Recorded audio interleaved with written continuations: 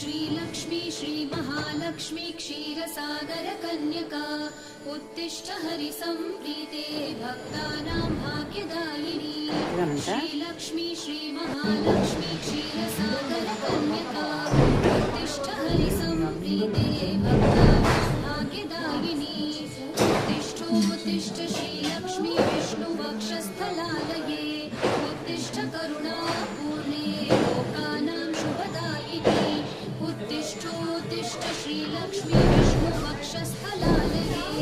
उत्तिष्ठ करुणापूर्णे लोकानां शुभदायिनी श्रीपद्ममध्यासिते वरपद्मनेत्रे श्रीपद्महस्तचिरपूजितपद्मपादे